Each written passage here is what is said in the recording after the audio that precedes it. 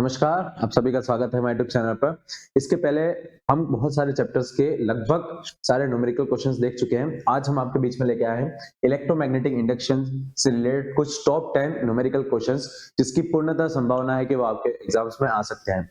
और इस साल के जो हाफ ईयरली पेपर्स में इससे बहुत अच्छा सवाल आया था। डायरेक्ट फॉर्मूला बेस्ड सवाल था, पर जितने भी टाइप्स के क्वेश्चन बनते हैं उन सबको आज हम यहाँ पे देखने वाले। चलिए, तो पहला क्वेश्चन है अपने पास, the ratio of flux linkage n phi associated with a coil having n number of turns to the current। तो n phi by I, ये फॉर्मूला होता है अपने पास इंडक्टेंस का। तो L बराबर होता है अपने पास n phi by, ये क्या हो गया अपने पास इंडक्टेंस। चलिए, नेक्स्ट क्वेश्चन है अपने पास, a 2 meter horizontal long straight conducting wire extending from east to west direction। चलिए, सबसे पहले हम डायरेक्शन बना लेते हैं।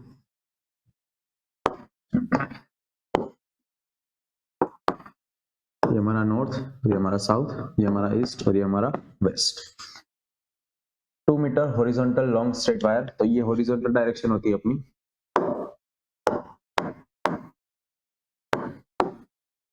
तो 2 मीटर, ये 2 मीटर मान लेते हैं हम। 2 मीटर लंबा वायर है जो extending from east to west, यहाँ की तरफ। Direction is falling with speed, गिर रहा है with the speed 5 metre per second. इस स्पीड से गिर रहा है 5 metre per second, perpendicular to the horizontal component. अब जो अर्थ का हॉरिजॉन्टल कंपोनेंट होता है वो नॉर्थ टू साउथ डायरेक्शन में होता है।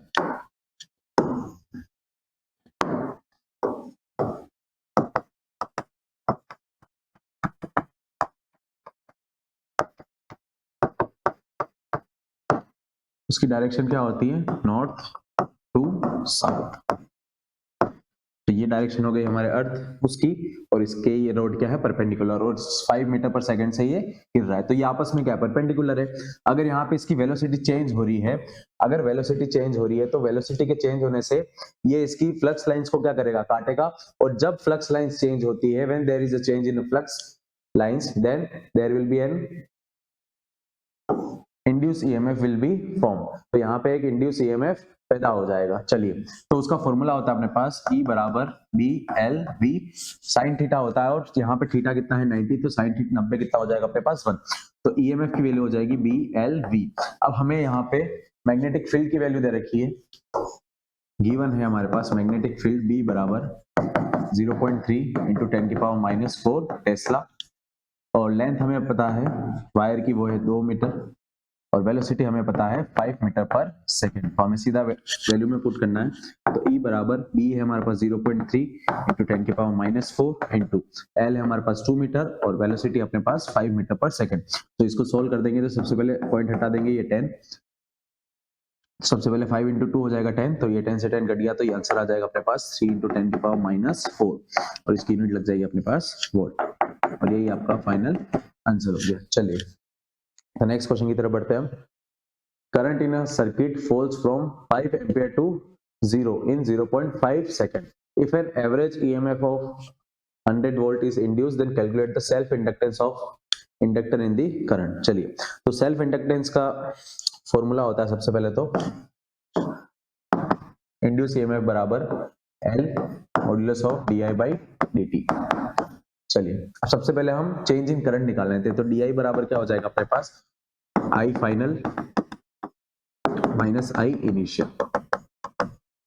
तो अगर मैं बात करूं I फाइनल की, तो I फाइनल लास्ट में कितना हो जा रहा है? 0, और इनिशियल में कितना था? 5 एम्पियर। तो ये हो जाएगा हमारे पास 0 माइनस 5 एम्पियर, तो ये आ जाएगा माइनस का 5 एम्पियर। DI आ चुका है, और टाइम भी हमें दे रखा है, जिस रेट से वो चेंज हो रहा है। तो dt बराबर दे रखा है अपने पास 0.15 सेकेंड, और हमें EMF भी दे रखा है, E बराबर दे रखा है अपने पास 100 वोल्ट। हमें किसकी वैल्यू फाइंड करनी है? सेल्फ इंडक्टेंस की। तो L बराबर क्या हो जाएगा? EMF into dt by DI, modulus लगा दिया, तो L बराबर हो गया, EMF अपने को दे रखा है 100 इंटू dt की वैल्यू थी 0.15, और DI की वैल्यू अपने पास आई है 5 एम्पियर। चलिए, मॉड्यूलस से तो माइनस प्लस में बदल जाएगा, तो ये आ जाएगा अपन में 100, तो ये 100 से 100 कट जाएगा, तो 5 से 15 कटेगा 3 टाइम्स, तो ये आ जाएगा 3, और इसकी यूनिट लग जाएगी हेनरी। चलिए, तो ये अपने आ गई सेल्फ इंडक्टेंस की वैल्यू। चलिए नेक्स्ट क्वेश्चन देखते हैं हम। The length of a side of a square loop is 4 metre. The loop is placed in uniform magnetic field of 2.5 tesla. चलिए हम सबसे पहले यूनिफॉर्म मैग्नेटिक फील्ड बना लेते हैं।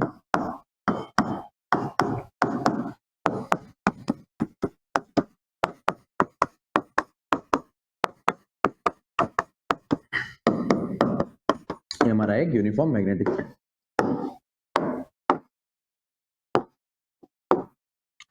अब क्वेश्चन के अकॉर्डिंग अब यूनिफॉर्म मैग्नेटिक फील्ड की वैल्यू कितनी है, B बराबर 2.5 टेस्ला।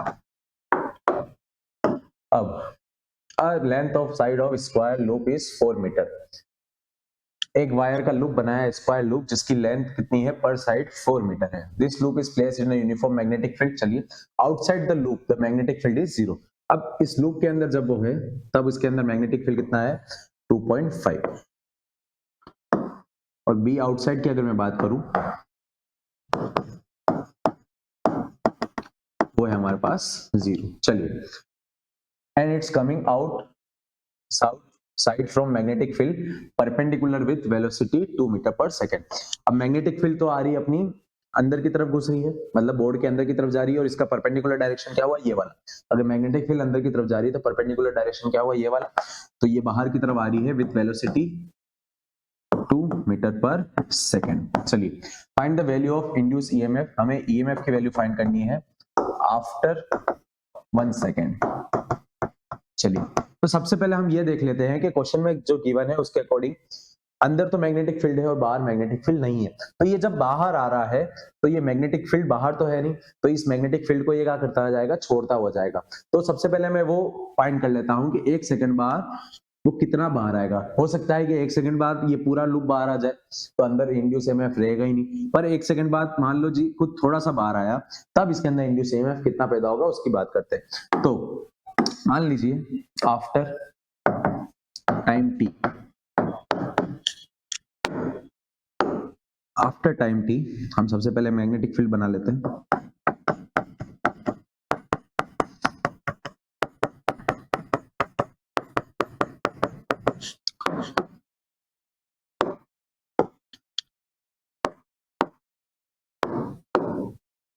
ये लूप थोड़ा सा बाहर आ गया क्योंकि इस वेलोसिटी से आगे की तरफ बढ़ रहा है, तो ये लूप थोड़ा सा बाहर आ गया। ठीक है, उस डिस्टेंस को मैं बोल देता हूं x। ठीक है, अब हमें पता है कि वेलोसिटी बराबर क्या होता है अपने पास, डिस्टेंस पर यूनिट टाइम या डिस्प्लेसमेंट पर यूनिट टाइम। अब डिस्टेंस में बोल रहा हूं कितना किसका है, x किसका है। ठीक है, और वेलोसिटी क्या है अपने पास 2 मीटर पर सेकेंड। डिस्टेंस को मैंने x बोला और टाइम कितना पूछा है 1 सेकेंड, तो x बराबर आ जाएगा अपने पास 2 मीटर। तो 1 सेकेंड बाद ये कितना आ गया, 2 मीटर बाहर आ गया। तो ये वाला पार्ट तो बाहर आ चुका है। अब ये वाली और ये वाली जो लेंथ बची, इसको मैं a बोल दूं और इसको मैं b बोल दूं। सो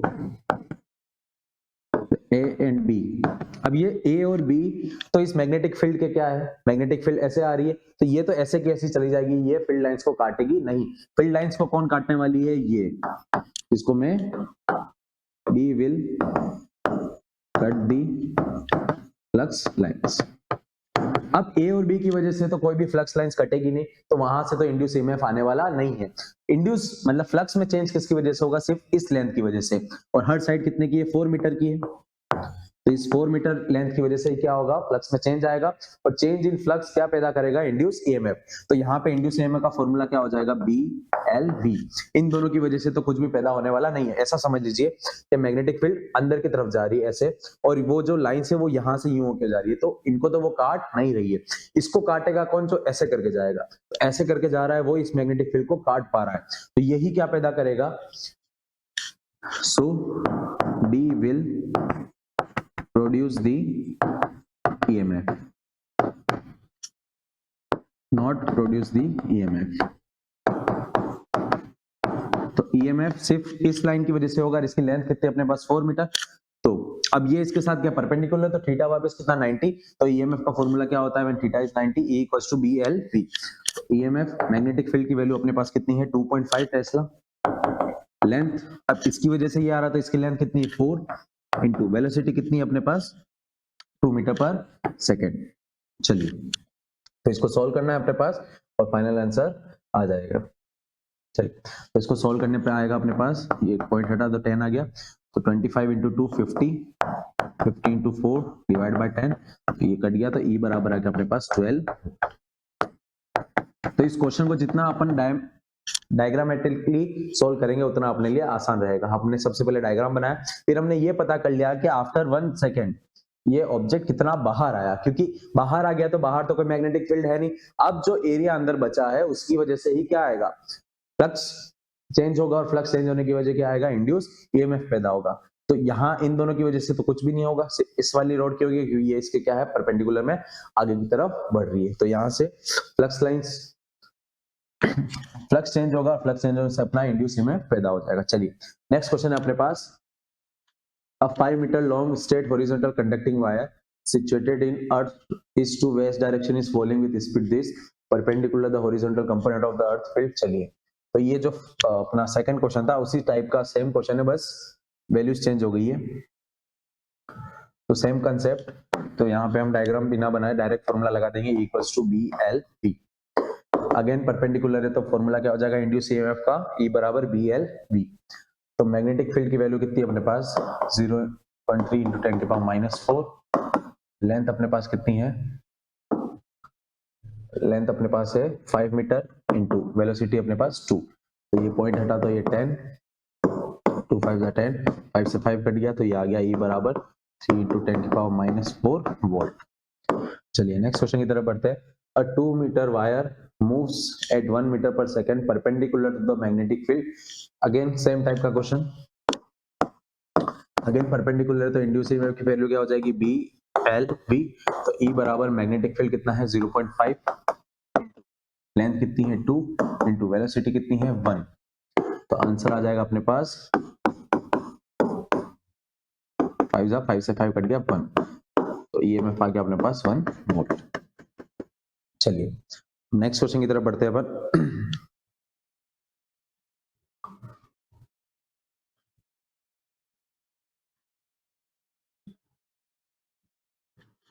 नेक्स्ट क्वेश्चन है अपने पास, 50 टन्स कॉइल्स, एरिया दे रखा है, rotates 180 in B equals to this, और रेजिस्टेंस दे रखा है, फाइंड द इंड्यूस्ड चार्ज। अब इंड्यूस्ड चार्ज का फॉर्मूला होता है अपने पास Q equals to n number of turns change in delta 5 per unit resistance. ठीक है, अब डेल 5 अपना चेंज इन फ्लक्स है, n है अपने नंबर ऑफ टर्न्स, r है अपना रेजिस्टेंस, और ये है अपना इंड्यूस्ड चार्ज। चलो गिवन क्या है अपने पास, नंबर ऑफ टर्न्स गिवन है अपने पास 50, चलिए रेजिस्टेंस गिवन है अपने पास 10 ओम। मुझे अब 50 टन कॉइल है जिसका एरिया कितना है 0.2 मीटर स्क्वायर, रोटेट कर रही है 180 डिग्री से। चलिए तो रोटेशन हुआ कैसे होगा, सबसे पहले रोटेशन 0 डिग्री से शुरू हुआ होगा और 0 डिग्री से होके वो कहां तक पहुंचा होगा 180 डिग्री पे। चलिए तो सबसे पहले हमें ये पता होना चाहिए कि रोटेशन चालू कहां से हुआ है। तो रोटेशन सबसे पहले 0 से शुरू हुआ होगा, तो 5 1 की वैल्यू निकाल देंगे, देन 5 2 की वैल्यू निकाल देंगे। सबसे पहले चेंज इन फ्लक्स निकालते हैं। रोटेट हुआ है तो स्टार्ट कहां से होगा, 0 से, तो इनिशियल कंडीशन में फ्लक्स कितना होगा, फ्लक्स का फॉर्मूला होता है अपने पास B डॉट A। चलिए इनिशियल थीटा किससे शुरू होगा 0 से, तो फ्लक्स का फॉर्मूला क्या हो जाएगा BA cos थीटा।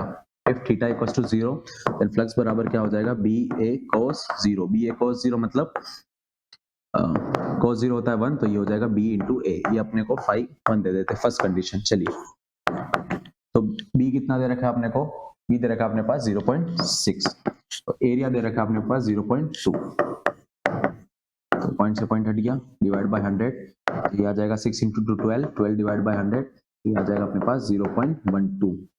चलिए तो ये अपना फ्लक्स आ चुका है 5 1। अब हम निकालेंगे 5 2 की बात, तो इसकी यूनिट आएगी अपनी वेबर में।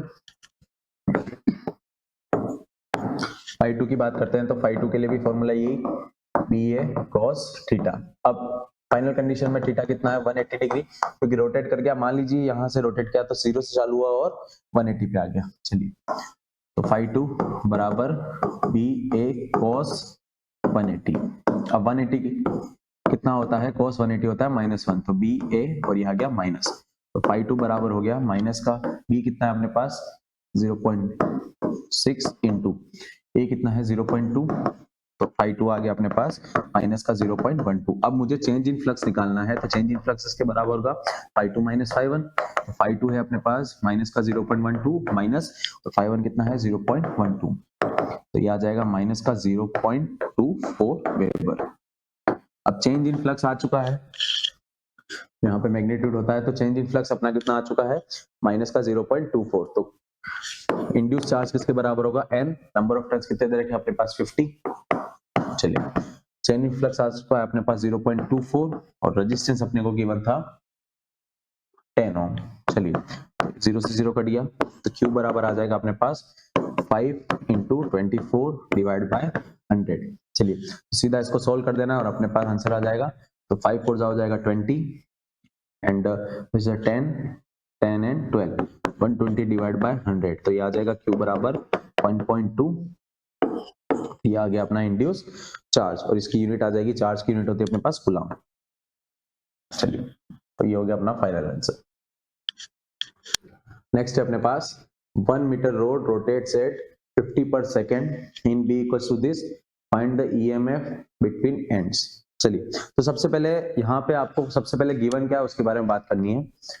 तो यहाँ पे आपको 1 मीटर रोड रोटेट्स एट 50 पर सेकेंड, मतलब आपको यहाँ पे फ्रीक्वेंसी दे रखी है और आपको इंड्यूस ईएमएफ निकालना है। तो सबसे पहले अपने को फ्रीक्वेंसी और इंड्यूस ईएमएफ के बीच में एक रिलेशन होता है, पर यहाँ पे एंगुलर फ्रीक्वेंसी होती है, हमें सिर्फ क्या दे रखी है, फ्रीक्वेंसी दे रखी है।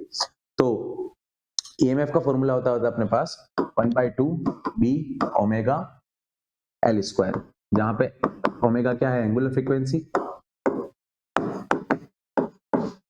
एल क्या है, length of rod, length of wire, B क्या है हमारे पास, मैग्नेटिक फील्ड। अब हमें पास V1 है फ्रीक्वेंसी, फ्रीक्वेंसी बराबर दे रखी है हमें 50। कैसे पता चला, क्योंकि हमें पर सेकंड दे रखा है और फ्रीक्वेंसी की यूनिट क्या होती है 1/s, मतलब 1 टाइम पीरियड, मतलब 1 पर सेकंड, 1 सेकंड। चलिए f बराबर 50 हो गया, मैग्नेटिक फील्ड गिवन है हमारे पास 0.001 टेस्ला और L दे रखा है अपने को 1 मीटर। चलिए तो हमारे पास ओमेगा और फ्रीक्वेंसी का फॉर्मूला था, ओमेगा बराबर होता है अपने पास 2πf बराबर, तो ओमेगा बराबर हो गया 2πf, 2π इंटू f कितना दे रखा है 50, तो ओमेगा बराबर हो गया अपने पास 100π। चलिए तो इन सबको फॉर्मूले में पुट करते हैं, तो ईएमएफ बराबर हो गया हाफ इंटू मैग्नेटिक फील्ड कितना है 0.001 इंटू ओमेगा कितना है 100π इंटू एल का स्क्वायर, एल कितना है 1, मतलब 1 का स्क्वायर। तो ईएमएफ बराबर हो जाएगा, ये हट गया तो 1000, 20 से 20 कट गए, तो ये हो गया अपने पास 1 का स्क्वायर 1/20 इंटू पाई, मीन्स ई बराबर आ गया अपने पास π/20 वोल्ट, और ये अपना फाइनल आंसर। चलिए नेक्स्ट क्वेश्चन की तरफ बढ़ते हैं अपन।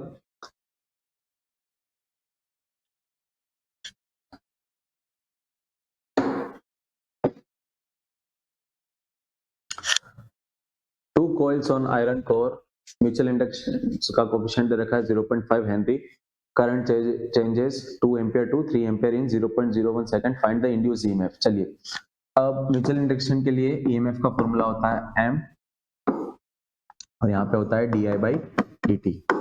चलिए m गिवन है हमारे पास 0.5, di हम निकाल लेते हैं, तो 3 - 2 जो हो जाएगा हमारे पास 1 एम्पियर, और dt हमें गिवन है 0.01 सेकंड। तो बस इन सब की वैल्यू यहाँ पे पुट करनी है, तो ईएमएफ बराबर हो जाएगा 0.5 इंटू आई आ चुका है अपने पास 1 डिवाइड बाय टाइम कितना था 0.01, तो ई बराबर हो जाएगा, पॉइंट हट गया नीचे 10 और ये पॉइंट हट गया इंटू में 100, तो 0 से 0 कट गया, तो ये आ जाएगा 50 वोल्ट, हमारा फाइनल आंसर। चलिए लास्ट क्वेश्चन देखते हैं हम। A conducting rod PQ of length 15 cm rests on two parallel rails AB and CD forming a closed loop with resistance 9 ohm, uniform magnetic field 0.50 Tesla is perpendicular into the page, road moves right at v equals to 12 centimeter per second, find induced EMF। चलिए सबसे पहले question के according अपन एक diagram बना लेते हैं।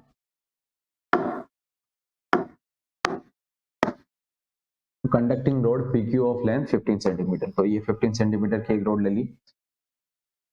Rest on a 2 parallel rails, ये इसके 2 पैरेलल रेल्स ले लेते हैं।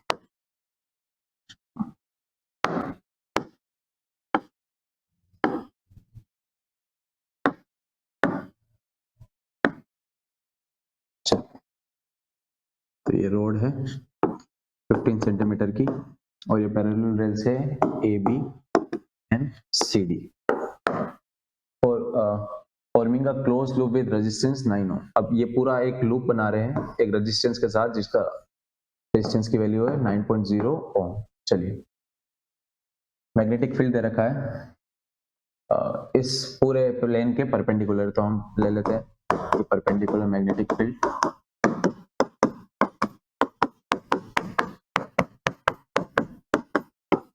तो ये परपेंडिकुलर मैग्नेटिक फील्ड ले लिया। A conducting rod PQ length 15 cm raised to parallel AB forming a closed loop with resistance this uniform magnetic field is perpendicular into the page, इस पेज के perpendicular है। रोड मूव्स राइट, ये right की तरफ move कर रही है road eight velocity 12 centimetre पर second, find the induce EMF। अब ये जो रोड है इस मैग्नेटिक फील्ड के क्या है परपेंडिकुलर है, क्योंकि अगर ये आगे की तरफ बढ़ रहा है मतलब ये फ्लक्स लाइंस को क्या कर रहा है काटते हुए आगे जा रहा है। तो यहाँ पे अगर फ्लक्स लाइंस में चेंज होगा the change in flux lines, तो यहाँ पे क्या पैदा होगा इंड्यूस EMF, और ये आपस में परपेंडिकुलर है तो उस समय इंड्यूस EMF का फॉर्मूला क्या होता है BLV। चलिए सबसे पहले हम इंड्यूस EMF फाइंड कर लेते हैं, देन हम करंट फाइंड कर लेंगे।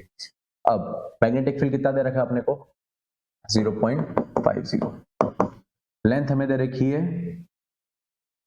वायर की लेंथ दे रखी है अपने पास 15 सेंटीमीटर, तो सेंटीमीटर है तो मीटर में बदल देंगे, तो 15 × 10⁻² मीटर इंटू वेलोसिटी दे रखी है 12 सेंटीमीटर पर सेकंड, ये भी सेंटीमीटर दे रखी है तो 12 × 10⁻² मीटर में बदल दी। चलिए तो E बराबर आ जाएगा, ये पॉइंट हट गया अपने पास 100, तो ये हो जाएगा 50 × 15 × 12 और ये हो जाएगा अपने पास 100 × 100 × 100। चलिए तो E बराबर आ जाएगा अपने पास 50 से कट गया है 2 टाइम्स, 2 से कट गया है 6 टाइम्स, तो ये हो जाएगा 15 × 6 डिवाइड बाय 100 × 100।